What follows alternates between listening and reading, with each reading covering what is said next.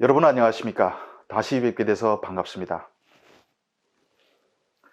김정은이 4월에 20일 동안 잠적한 사이 한국 사회는 넘쳐나는 가짜 대북 정보로 몸살을 앓았습니다.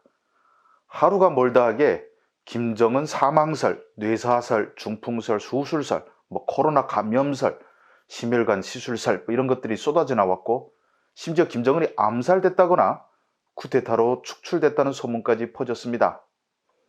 탈북민 출신 국회의원 당선자가 김정은이 사망했다고 99% 확신한다고 한 발언은 가짜 뉴스의 활용 정점을 찍었습니다. 제가 한국에 와서 북한 전문 기자를 18년 동안 했지만 가짜 대북 정보가 이렇게 단기간에 많이 쏟아져 나온 적은 없었습니다. 그럼 왜 이런 현상이 나타난 것일까요? 오늘 그걸 한번 분석해 보려고 합니다. 끝까지 봐주시는 것이 저에게는 큰 힘이 됩니다.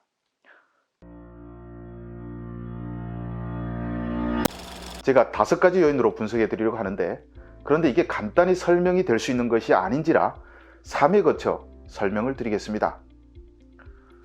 첫째로 그 이유는 정보시장의 왕가뭄이라고 단정할 수 있습니다.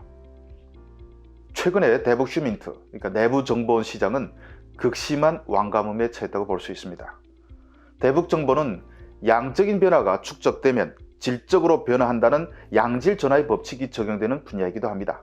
즉, 돌아가는 대북 정보가 많을수록 이 정보들을 종합한 판단의 질이 높아지는 것입니다.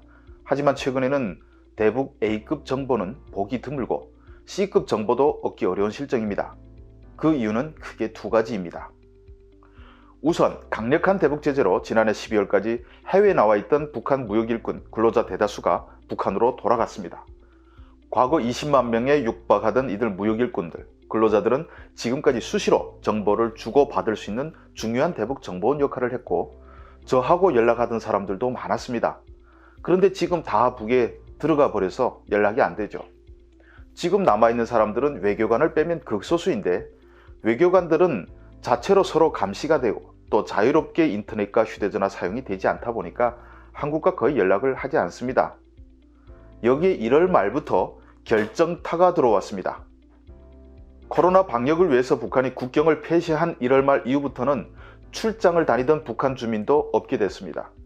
해외에 나와 있던 북한 휴민트들이 사라지니 북한 내부 정보원에게 의존할 수밖에 없는데, 하지만 이 역시 만만치는 않습니다. 북한에서 인터넷으로 바로 여기와 연락하기 어려운 데다가 김정은 등장 이후로 강력한 국경 봉쇄와 전파 감시 강화로 한국과 전화를 할 환경이 매우 열악해졌습니다. 국경이 도시와 마을에서 전화하면 몇 분 안에 전파 탐지기가 들이닥치기 때문에 결국 한국과 통화하려면 수십 리를 걸어서 전파 탐지기가 쉽게 출동하기 어려운 산속에 들어가서 해야 됩니다. 북한 주민이 이런 위험과 수고를 아끼지 않고 하는 이유는 대개 돈을 위해서입니다. 한국에 있는 탈북민과 북한 내 가족을 연결해서 돈을 전해주거나 또는 정보를 보내주면 돈이 되기 때문입니다.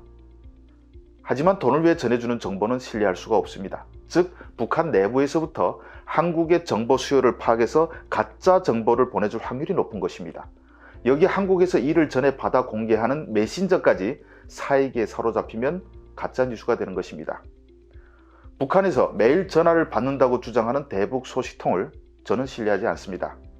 집에서 편안하게 앉아서 전화를 할 수 있는 환경이 아닌데 순수하게 정보를 전달하기 위해서 매일 몇십 리씩 멀리 산에 올라가서 전화를 할 북한 주민은 거의 없기 때문이고, 또 국경지역은 북에서도 촌동네인데 무슨 고급 정보가 나오겠습니까? 이러한 이유로 대북 정보 시장에서 정보가 마르다 보니 대북 정보를 터뜨려서 인지도를 얻고 싶은 사람은 쉽게 유혹에 빠집니다. 모른다고 하기보다는 뭔가 안다고 해야 되는데 목마른 상태에서 C급 정보마저 귀해지니까 어쩌다 들어오면 무작정 받아 터뜨리는 것입니다. 이걸 피하자면 정보를 다뤘던 오랜 숙련이 필요하고 사적 이해관계를 버려야 합니다. 제가 대북 정보를 18년 동안 다루면서 숱한 정보를 들었어도 한 번도 오보로 망신당한 적은 없습니다. 김정은 오보로 몸살을 앓았던 이번에도 저희 분석이 맞다는 것을 여러분들이 다 보셨겠지만, 저는 18년 동안 무수한 가짜뉴스의 유혹에 빠지지 않았고, 저는 이것을 제 커리어에서 가장 대단한 일이라고 자부합니다. 북한과 같은 캄캄한 곳을 매일 들여다보면서 저는 가짜 정보를 보는 눈을 길렀고 무엇보다 정보로 돈을 벌겠다는 사익에 빠지지 않았습니다. 물론 제가 앞으로 틀릴 수도 있습니다. 그러면 저는 바로 사과드리겠습니다.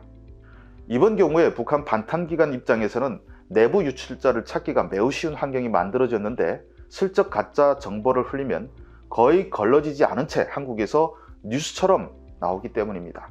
지금의 환경에서는 북한 내부에 최첨단 통신 장비를 보낼 수 있고 이를 수신할 수 있는 장비까지 갖춘 정보기관 정도가 믿을 수 있는 A급 정보의 접근이 가능하다고 볼 수 있습니다. 자, 오늘 1편은 여기까지 말씀드리겠습니다. 다음 2편의 분석을 기다려 주십시오. 시청해 주셔서 감사합니다. 진실을 전하는 주성아TV 구독, 좋아요로 응원해 주십시오.